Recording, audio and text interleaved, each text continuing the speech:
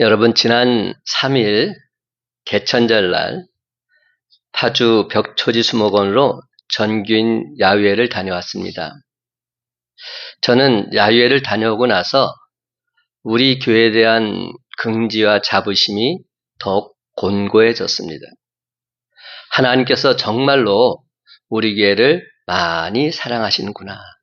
확신과 희망이 생긴 것입니다. 90이 훨씬 넘으신 어르신들로부터 초등학생에 이르기까지 온 교우가 하나가 된 참으로 행복한 시간이었습니다. 그날 날씨가 참 좋았어요. 하나님께서 청명한 가을 날씨를 주셔서 하늘은 너무나도 푸르고 또 햇살은 얼마나 따뜻하던지요. 벽초지 수목원의 싱그러운 나무들과 이쁜 꽃들은 그냥 보고만 있어도 힐링이 되는 것 같았습니다. 근데 제 마음이 더 기뻤던 것은 우리 성도들이 함께 간 어르신들을 깍듯이 섬기는 모습에서였습니다. 현장에서 휠체어를 대여해서 잘 걷지 못하는 어르신들을 태우거나 또 옆에서 손을 잡고, 그리고 심지어는 계단을 오를 때는 업어서 그 어르신들 올라가게 모시는 모습을 볼 때 얼마나 보기에 아름답고 좋았던지요.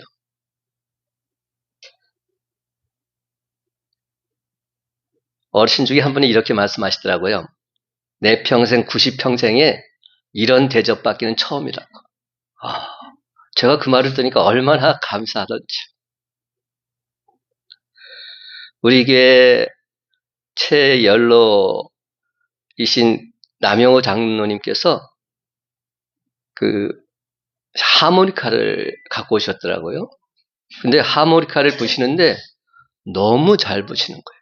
그냥 뭐 말만 하면 다 노래가 나오는 거예요.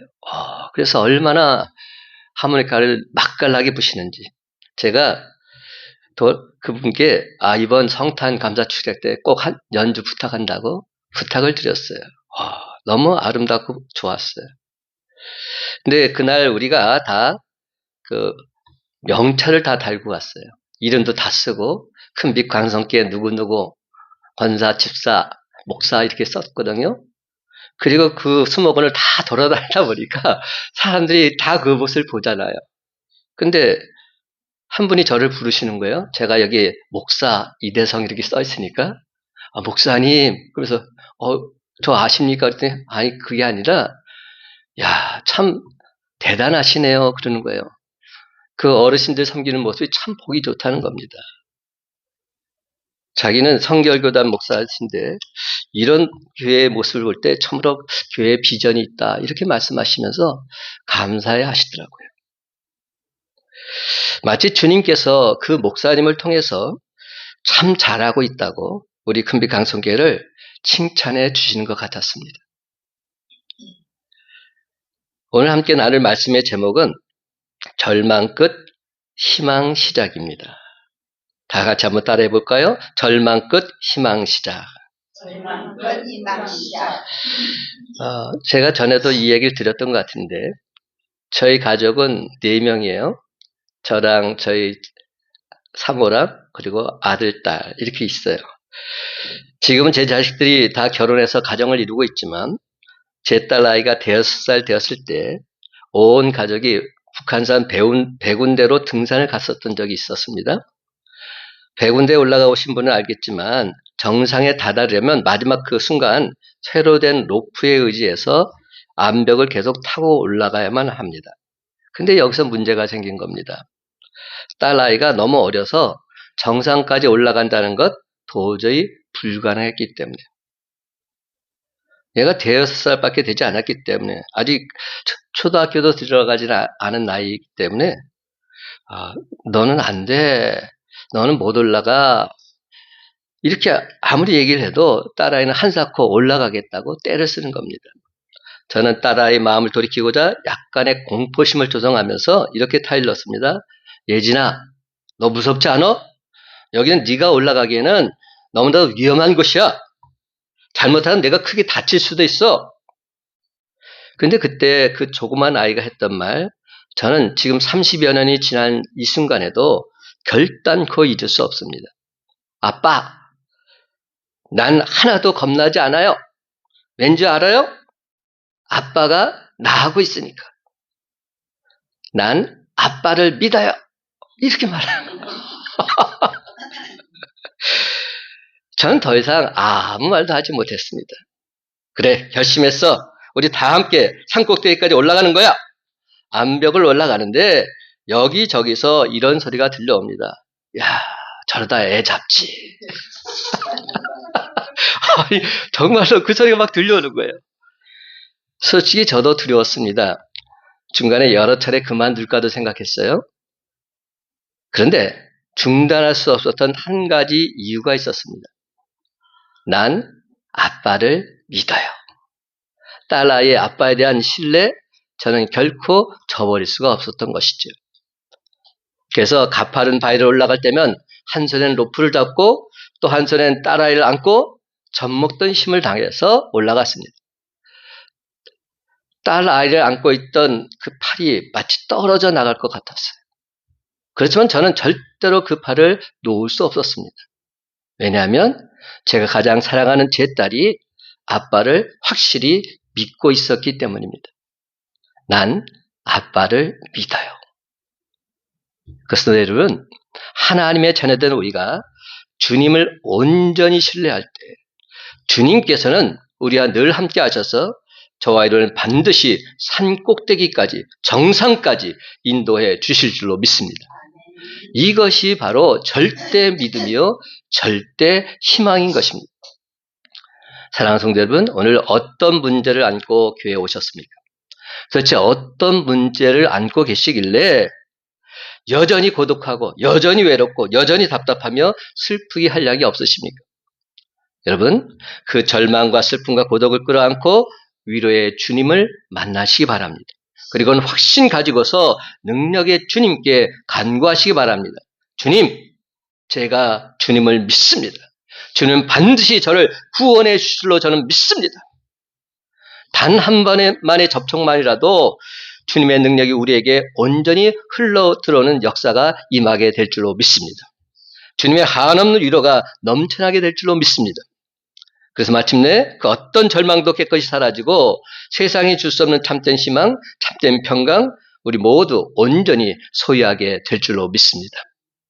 그런데 여러분, 왜 사람들은 자꾸만 절망하게 될까요? 절망하는 이유는 다른 거 없어요. 내가 감당하기 힘들기 때문에. 내가 도무지 감당하기 힘든 엄청난 고난이기 때문에. 하루하루 사는 게 너무나 힘들고 어렵다 보니까 감당하기 힘든 어려운 고난으로 인해서 그 삶을 포기하는 사람들도 많이 있습니다. 오늘 본문 8절에 보니까 심에 겹도록이라는 말이 나옵니다. 심에 겹도록. 이는 배에 짐을 너무 많이 실어서 배가 그 무게를 견디지 못하고 그만 가라앉을 지경이 되었다는 것을 말합니다. 그래서 살 소망까지 끊어지고 마음속으로 이제는 죽었구나 사형 선고를 받았다 말하고 있는 겁니다. 그렇습니다. 사도 바울은 환난과 핍박과 고난이 얼마나 크고 힘겨운지 인생의 막다른 골목에 와 있다 말하고 있습니다. 이 세상에서 고난을 일부러 만들거나 두 손 들고 그 고난을 환영하는 사람 아무도 없습니다. 하지만 사람은 누구나 다 살아가면서 뜻하지 않은 환난과 핍박과 고통과 괴로움 만나며 살게 되어 있습니다. 여러분, 성공한 사람들은 언제나 단 1%의 가능성만 있어도 희망을 버리지 말라 충고하고 있습니다. 성공은 언제나 꿈꾸는 자의 것입니다. 때론 좌절하더라도 절대로 포기해서는 아니 됩니다. 살다 보면 분명 기회가 찾아오게 되어 있습니다. 그러고 보면 대개 사람들의 절망은 너무나 이르다 말할 수 있습니다. 그렇습니다, 여러분. 사실 우리 인간의 절망은 하나님께서 주시는 희망의 시작일 수 있습니다. 그래서 결국 절망의 문제도 어떤 문제로 귀결이 될까요? 믿음의 문제로 귀결이 되는 겁니다.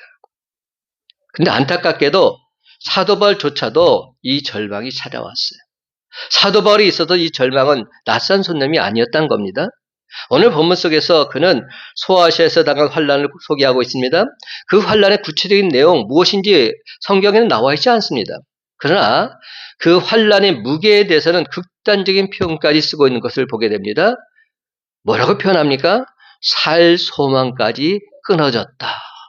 이게 사도 바울이 한 말입니다. 이게 그 누구보다도 신앙이 돈독한 믿음의 사람 사도 바울이 한 말입니다. 사도 바울이 이런 말을 할 지경이었다면 얼마나 힘든 지경이었음을 우리가 알 수 있습니다. 살 소망까지 끊어졌다는 거예요. 그렇다면 여러분 이게 뭐죠? 이게 바로 절망 아닙니까? 이게 바로 절망이죠. 그는 그 절망을 다시금 이렇게 표현합니다. 사형 선고를 받은 것으로 여겨노라. 극단적인 표현입니다. 이제 살 소망까지 끊어졌고 나는 사형 선고를 받았다. 이렇게 말하고 있는 겁니다. 이제 다 끝났다는 겁니다. 근데 여러분 이랬던 그가 어떻게 해서 희망을 노래하는 주인공이 될 수 있었을까요? 오늘 본문 8절을 공동번역에서는 이렇게 표현합니다. 마침내 우리는 살 희망조차 잃게 되었습니다. 근데 10절에 가서는 어떻게 표현을 하고 있냐면 우리는 희망을 가지고 있습니다. 이렇게 표현합니다. 이를 두어서 우리는 패러독스, 역설이라고 말하죠. 문자 그대로 절망에서 희망으로. 그렇습니다, 여러분. 그리스도인들에 있어서 절망은 또 하나의 희망의 시작이라는 사실 결코 잊지 마시기 바랍니다. 그렇다면 도대체 어떻게 그가 그럴 수 있었을까요? 우리도 사도 바울처럼 절망이 희망이 시작되는 그러한 삶을 살기 위해서는 과연 무엇을 해야만 할까요? 첫째로 그 절망적인 현실을 있는 그대로 받아들일 줄 알아야 됩니다. 그렇습니다. 절망적인 현실을 받아들여야 합니다. 8절 말씀 다 같이 함께 읽어봅시다. 형제들아 시작. 형제들아 우리가 아시아에서 당한 환난을 너희가 모르기를 원하지 아니하노니 힘에 겹도록 심한 고난을 당하여 살 소망까지 끊어지고. 여러분 지금 사도 바울 자신이 소아시아에서 당한 환난을 고린도 교인들에게 알리고 있습니다. 그는 그들이 알기를 원하고 있습니다. 자신이 당하고 있는 어려움을 소극적으로 숨기려고 한 것이 아닙니다. 적극적으로 알리고 있습니다. 그렇습니다, 여러분. 사람이 아플 때는 아프다고 말해야 치유가 가능합니다. 그렇습니다. 예로부터 병은 자랑하라고 했습니다. 저는 지금 예배 드리기 바로 전에 긴급한 전화 한 통을 받았어요. 우리 신복기 권사님께서 자기가 지금 거의 죽을 지경이 되었다고 빨리 와달라는 겁니다. 그래서 제가 지금 갈 수 있는 상황은 못 되기 때문에 딸한테 연락을 긴급히 드렸어요. 그리고 딸이 지금 신복기 권사님 댁에 지금 가 계십니다. 근데 지금 딱 들어오는 이 순간 갔더니 그래도 괜찮으시다고, 고비는 넘기셨다고 이렇게 말씀하시는 겁니다. 여러분, 아플 때는 말해야 그것이 치유가 되죠. 그렇지 않고는 그냥 넘어갈 수밖에 없죠. 죽을 수밖에 없는 겁니다. 그리고 예로부터 병은 자랑하라고 했습니다. 중독 증세를 치유한 모임 가운데 가장 효과적으로 입증된 것이 소위 AA 모임이라고 하는데요. AA 모임은 약자인데 알코올릭 어노니머스, 익명의 알코올 중독자의 모임, 이런 단체입니다. 그 단체에서 알코올 중독자를 치유하는 12가지 단계가 있다고 합니다.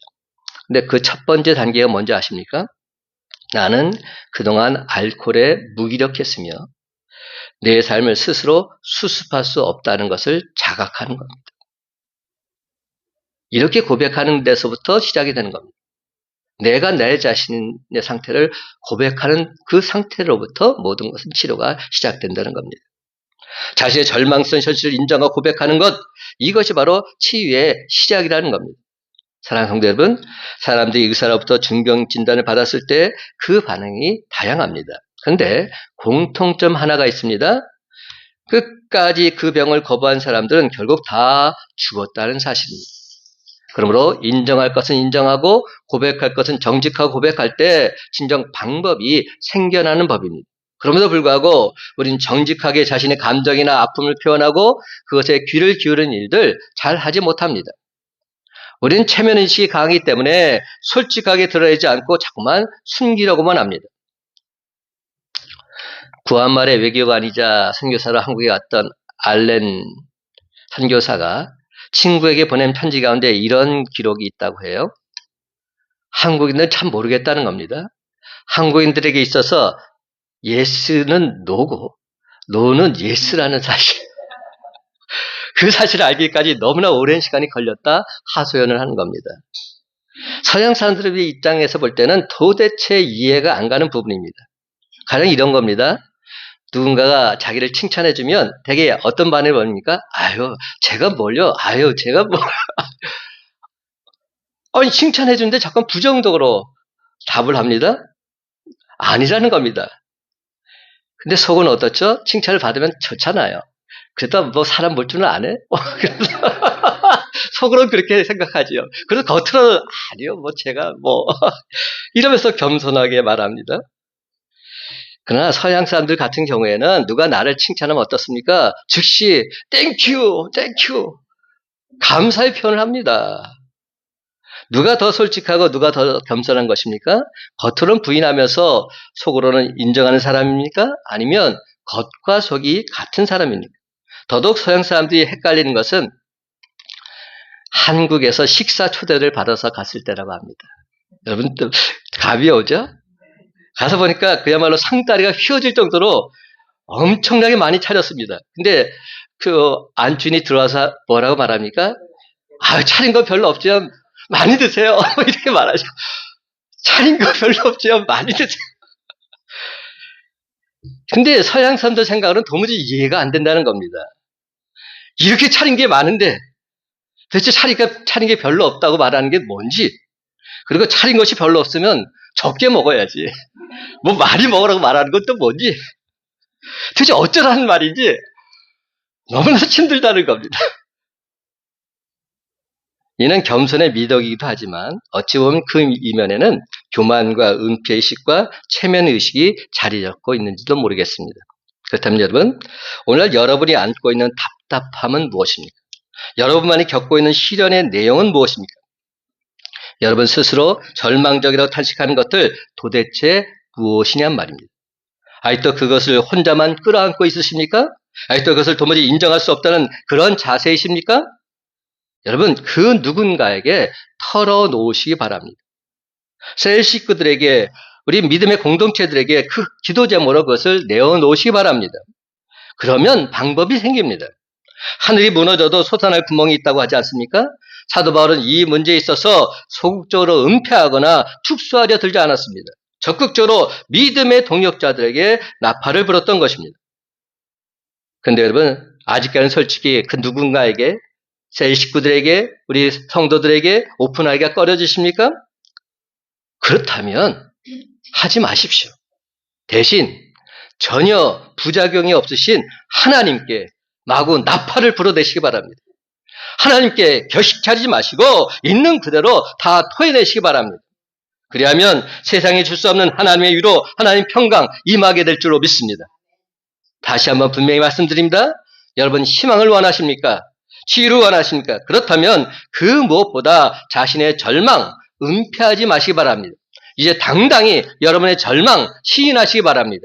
그리고 모든 문제 해결사이신 우리 주님께 솔직히 고백하시기 바랍니다.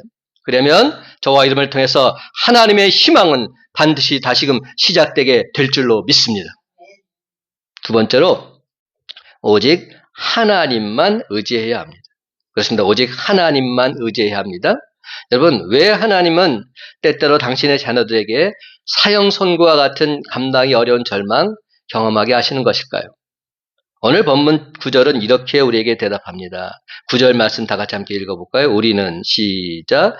우리는 우리 자신이 사형 선고를 받은 줄 알았으니 이는 우리로 자기를 의지하지 말고 오직 죽은 자를 다시 살리시는 하나님만 의지하게 하심이라. 아멘. 오직 죽은 자를 다시 살리시는 하나님만 의지하게 하심이라. 여러분, 작은 일, 작은 위기 앞에서는 자신의 지혜와 방법들을 동원해서 해결하라고 합니다. 그러나 사형선고와 같은 절망적인 상황에 부딪히게 되면 완전히 멘붕이 옵니다. 그래서 그만 손을 놓게 되고 아예 손을 들게 됩니다. 그야말로 천부여 의지 없어서 손 들고 옵니다. 이렇게 되는 겁니다. 그래서 물에 빠진 사람, 지푸라기 잡는 심정으로 전적으로 하나님만 의지하게 됩니다. 여기에 우리 그리스도인들이 당하는 절대 위기의 뜻이 담겨 있습니다. 그것은 오직 하나님만 의지하게 하시려는 당신의 비상수단인 것입니다. 때때로 하나님은 우리들이 지나치게 믿고 의지하는 줄들 하나 둘씩 끊어버릴 때가 있습니다. 그것은 곧 하나님을 전적으로 의지하는 구체적인 사인인 것입니다. 요나서를 읽어보십시오. 항해 중에 풍랑을 만났습니다. 사공들과 배에 탔던 모든 사람들 자신의 수단과 방법을 총동원합니다. 그래서 배를 가볍게 한다고 무거운 짐들 바다 위로 다 내어 던집니다.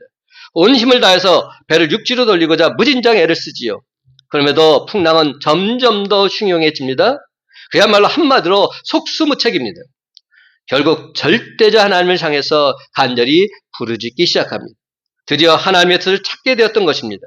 그리고 이어 배에 탔던 모든 사람들 하나님을 경외하기 시작합니다. 하나님께 제사와 경배를 드리게 되었던 것입니다.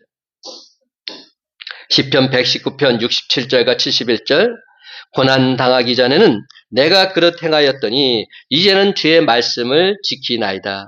고난당한 것이 내게 유익이라 이로 말미암아 내가 주의 율례들을 배우게 되었나이다. 그렇습니다. 여러분, 이 모든 것은 풍랑이 없었다면 도저히 불가능했던 일들입니다. 신실하신 하나님은 풍랑 가운데서도 우리를 통해서 행하실 놀라운 일들을 예비하고 계신 줄 믿으시기 바랍니다. 사도 바울을 보시기 바랍니다. 이런 절망적인 사건들을 통해서 그는 하나님을 의지하는 법을 배우고 있습니다. 결국 10절에서 그는 이렇게 간증합니다. 10절 말씀 함께 읽어볼까요? 그가 이같이 시작 그가 이같이 큰 사망에서 우리를 건지셨고 또 건지실 것이며 이후에도 건지시기를 그에게 바라노라. 아멘. 이보다 더 확실한 신앙 고백이 있을까요? 사도 바울은 사형 선고를 받은 것 같은 절망 속에서 오직 하나님만 의지함으로 온전히 건짐받았으며 구원받았습니다.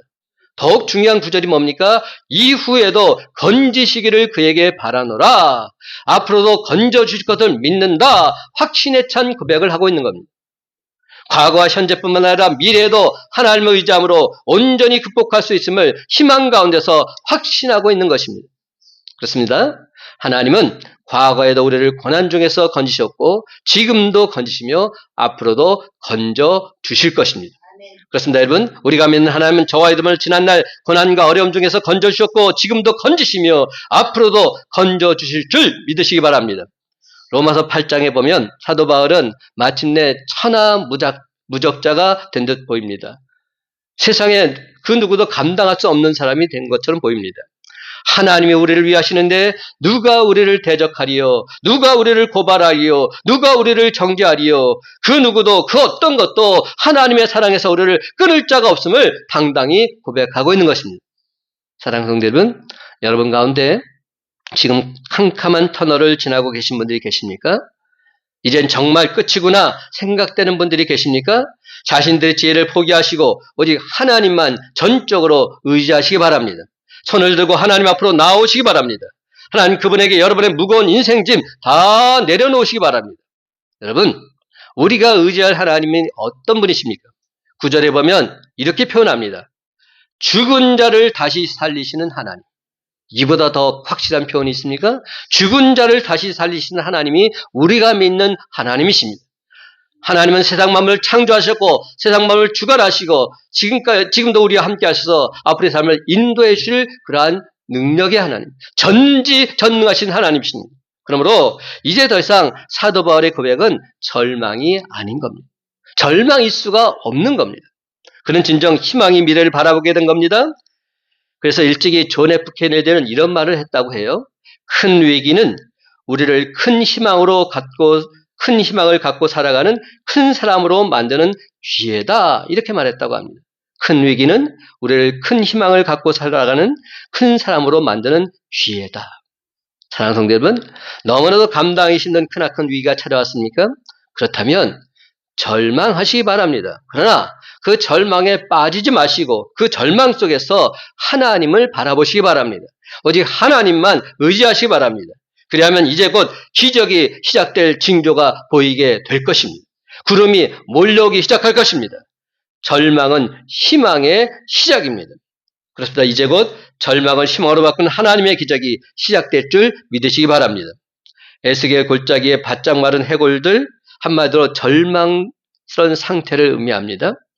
그러나 희망의 영이신 성령의 바람이 불고 주의 생명의 말씀이 선포되면서 그 뼈들은 움직이기 시작합니다. 그리고 마침내 여호와의 강력한 군대를 이루고 있습니다.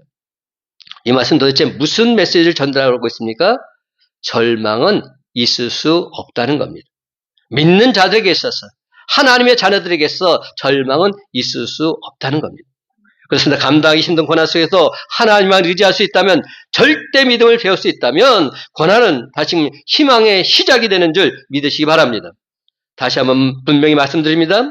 지금 도무지 감당하기 힘든 고통의 턴을 지나고 있다는 그런 생각이 들고 계십니까? 그렇다면 지금이야말로 하나님을 온전히 의지할 때인 줄 믿고서 오직 하나님만 전적으로 의지하시기 바랍니다. 그렇습니다, 여러분. 도저히 감당할 수 없는 절망 중에도 전능하신 하나님만을 전적으로 의지함으로 마른 뼈들이 여호와의 군대를 이루는 것을 목도하며 살아가는 저와 여러분의 복된 삶이 다 되시기를 예수님의 이름으로 간절히 축원합니다. 근데 여기서 한 가지 더 필요한 것, 가장 중요한 것이 있습니다. 세 번째로 우리에게는 함께 기도할 중보 기도의 용사들이 필요하다는 사실입니다. 나와 함께 기도할 기도의 동역자들이 필요하다는 겁니다. 그렇습니다. 중보 기도의 용사들이 필요합니다. 11절 말씀 다 같이 함께 읽어볼까요? 너희도 시작. 너희도 우리를 위하여 간구함으로 도우라. 이는 우리가 많은 사람의 기도로 얻은 은사로 말미암아 많은 사람이 우리를 위하여 감사하게 하려 함이라. 아멘. 저는 이 부분이 참 귀하고 좋게 여겨집니다. 사도 바울은 그 누구보다도 믿음이 특심한 사람입니다. 그 누구보다도 확실한 믿음의 소유자입니다. 그 누구보다도 강력한 기도의 용사입니다. 그 누구보다도 말씀의 능력이 대단한 사람이었습니다. 근데 그 사도 바울이 나를 위해서 기도해 달라고 부탁하고 있는 겁니다. 절망적 향에 처한 사도 바울이 지금 고린도 교인들에게 부탁하고 있습니다. 너희가 제발 우리를 도와달라고. 어떻게 해요? 기도함으로 도와달라고. 그래서 도움 중에 최고의 도움은 남을 위해서 하는 중보 기도입니다. 기도의 도움이 최고의 도움이 될 수 있으면 그것이 사람의 도움이 아니라 하나님의 도우심이 되기 때문입니다. 우리가 기도하면 하나님께서 도와주시기 때문에 그 하나님의 도우심, 하나님의 능력을 끌어당길 수 있는 길 오직 기도밖에 없습니다. 그는 이어서 많은 사람들의 기도로 얻은 은사로 말미암아 이렇게 말하고 있습니다. 이를 공동번역 성경은 이렇게 번역합니다. 여러분 기도로서 우리를 도와주십시오. 하나님께서 많은 사람의 기도를 들으시고 우리에게 축복을 내리실 것입니다. 이 무슨 말입니까? 한두 사람이 기도해 주는 것보다 많은 사람이 기도해 주는 것이 더더욱 놀라운 축복이 된다. 이런 뜻입니다. 그렇습니다. 기도는 많이 하면 할수록 유익이요. 기도는 많이 해주면 해줄수록 축복인 줄 믿으시기 바랍니다. 그래서 맥스 핸들이라는 사람은 이런 말을 했습니다. 기도는 전기 스위치를 켜는 것과 같다. 그것은 전기를 만들지는 않는다. 단지 전기가 흐르도록 통로를 만들어줄 뿐이다. 이런 말을 했습니다. 기도가 뭐라고요? 전기 스위치를 켜는 것과 같다. 그렇습니다. 여러분, 발전소에서 만들어낸 전기가 전선을 통해서 여러분의 집 문 밖에까지 와 있습니다. 그러나 스위치를 켜지 않는 이상 절대로 여러분의 집 안으로 그 전기가 들어오지는 않습니다. 전기가 들어오지 않으면 집안에 장만해 놓은 비싼 가전제품들, 냉장고, 그 안에 있는 모든 것들 다 무용지물이 되고 말지요. 그렇지만 전원 스위치를 켜는 순간 전기가 계속 흘러서 집안의 모든 가전제품들 제각각 역할을 다 감당하게 되는 것입니다. 이렇듯 스위치는 전기가 흐르도록 통로를 만들어주는 것입니다. 그러나 그 스위치를 끄면 전기는 끊어집니다. 하나님의 엄청난 능력, 하나님의 어마어마한 축복의 약속들 여러분의 집 대문 밖에 와 있습니다. 그러므로 이제 기도의 스위치를 켜기만 하면 그 모든 능력, 그 모든 축복 끌어들일 수가 있습니다. 어둠에서 희망의 밝은 빛 체험할 수가 있는 것입니다. 그렇습니다. 하나님이 우리에게 능력 주시고 축복 주시는 통로가 바로 기도인 줄 믿으시기 바랍니다. 사도 바울은 진정 말씀의 능력과 기도의 능력을 아는 사람이었습니다. 그래서 고린도 교인들에게 간절히 기도를 부탁하고 있습니다. 그렇다면 사도 바울은 도대체 어떤 사람이었습니까? 고린도 후서 12장을 보게 되면 그는 기도 중에 입신을 했던 사람입니다. 그러니까 기도 중에 삼층천을 갔다 왔다, 천국을 다녀왔다 말하고 있는 사람이죠. 그는 그 누구보다도 더 뛰어난 말씀에 대가요 기도의 거장이었습니다. 그런데도 불구하고 그는 위기와 절망 가운데서 다른 사람들에게 중보 기도를 부탁하고 있습니다. 그 또한 함께 기도할 중보 기도의 용사들이 필요했던 겁니다. 그리고 마침내 그는 기도로 절망의 위기를 극복하고 있습니다. 사랑하는 성도 여러분, 기도할 수 있는데 왜 낙심하십니까? 기도할 수 있는데 왜 염려하십니까? 기도의 무기가 있는데 왜 절망하십니까? 오늘도 절망하고 있는 나를 위해 기도해 줄 그 누군가가 있다면, 중보기도의 용사들이 있다면 그것은 우리에게 희망인 것입니다. 그럼 여러분 어서 여러분의 셀로 들어가시기 바랍니다. 거기서 중보기도의 용사들과 함께 동행하시기 바랍니다. 새벽을 깨며 새벽기도에 나오시기 바랍니다. 찬송과 말씀과 기도가 어우러진 금요기도에 나와서 말씀 듣고 기도하며 찬양하시기 바랍니다. 바로 그 순간 내게 주시는 말씀이 있고 기도의 뜨거운 응답이 기다리고 있습니다. 그렇습니다. 함께 중보기도하는 바로 그 자리에 여러분이 늘 항상 있게 되기를 간절히 소망합니다. 사랑하는 성도 여러분, 아직은 절망할 때가 아닙니다. 아직은 포기할 때가 아닙니다. 우리에게 있어서 절망은 또 다른 하나의 희망의 시작일 뿐입니다. 절망 끝, 희망 시작. 그러므로 오히려 그 절망 속에서 하나님을 바라보시기 바랍니다. 죽은 자를 다시 살리신 하나님을 바라보시기 바랍니다. 그리고 그 하나님 앞에 여러분의 절망하는 마음을 있는 그대로 다 쏟아 놓으시기 바랍니다. 너무 아프다고, 너무 힘들다고, 너무 괴롭다고, 너무 고통스럽다고 있는 그대로 다 토로하시기 바랍니다. 그리고 하나님 아버지, 제발 내 희망이 되어달라고 간구하시기 바랍니다. 사랑하는 성도 여러분, 주님 앞에 나와서 믿음으로 바라보고 믿음으로 말하는 순간 여러분 안에 이미 새로운 희망이 시작된 줄로 믿습니다. 지금 비록 절망에 빠져있다 할지라도 우리 주님께서 눈동자처럼 여러분의 앞길을 지켜주시고 보호해주시고 인도해 주실 줄로 믿습니다. 이제 말씀을 맺습니다. 사랑하는 성도 여러분, 주님과 함께라면 절망 끝, 희망 시작입니다. 여기에 우리에게 주시는 하나님 말씀이 있습니다. 시편 50편 15절 말씀, 환난 날에 나를 부르라. 내가 너를 건지리니 내가 나를 영화롭게 하리로다. 그렇습니다, 여러분. 절망 중에도 주의 이름을 부르는 자들 건지시는 하나님 그분으로 말미암아 희망의 나를 활짝 펼치고서 세상으로 힘차게 나아감으로 임마누엘 하나님, 여호와 이레의 하나님, 여호와 니시의 하나님을 온전히 체험하며 살아가는 저와 여러분의 복된 삶이 다 되시기를 예수님의 이름으로 간절히 축원합니다.